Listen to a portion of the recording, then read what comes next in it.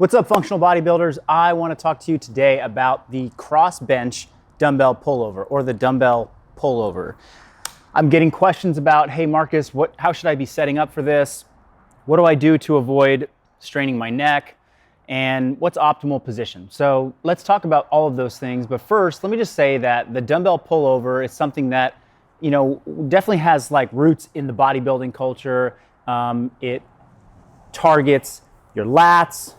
Your triceps might feel some strain, as well as the pecs.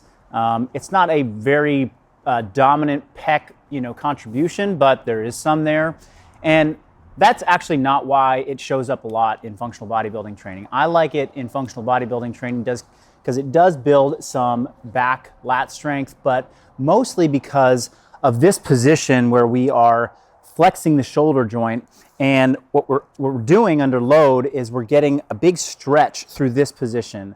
It's one of the few ways that we can load eccentrically in this flex position of the shoulder to help people increase range of motion. And it's something that I started incorporating a lot last year in my own training and in the persist cycles as a mobility tool as well as a strengthening tool.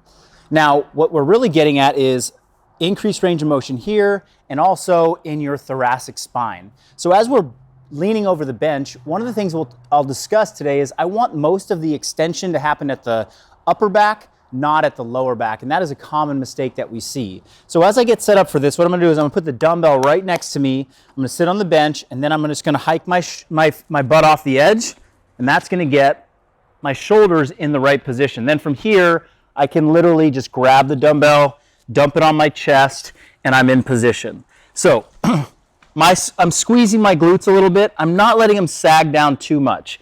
What that will actually do is it'll put a dramatic extension in your low back, and people will start thinking, oh, I'm getting a good stretch, but they're really just extending their low back, and that's not really what we're after. It's okay for them to sag down a little bit, but what we want is I want a big opening at the shoulder joint.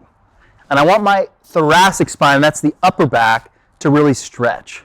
So one cue is if I have my hips locked, I want my hip to be just below the height of the bench. And then when I go overhead, I want my hands to drop just below the level of the bench as well and come back up. And there's really no need to bring the dumbbell much further than right over your face, because here you're not getting any loading. So stop right here and head back. Now, another question I'm getting is, Marcus, as this gets heavy and as the sets get longer, I start to feel like my neck is fatiguing. This exercise is actually training your neck flexors. So if you start to feel strain in your neck, it's a sign that these neck flexors are fatiguing, and now you're putting some strain on your neck, and it's a good idea to stop the set at that point and rest, and then continue your repetitions or just move on to the next set. One trick or hack that I have for you is if you have access to an incline bench, or you could even do it on a flat bench, but I do find it to be much better on an incline bench. And you don't need much incline. You see, I popped it up about 15 degrees. That could be a flat bench that you just put a 45-pound plate under, or two 45-pound plates under. You're gonna change your orientation. You're gonna sit like this. You're gonna pop the dumbbell up on your chest.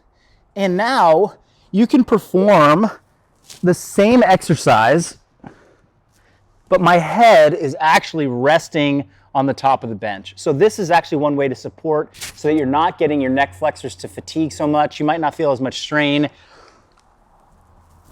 And you can really get a similar action at the shoulder. You're not gonna get as big a stretch in your upper back or your thoracic spine. You're not gonna get that much extension.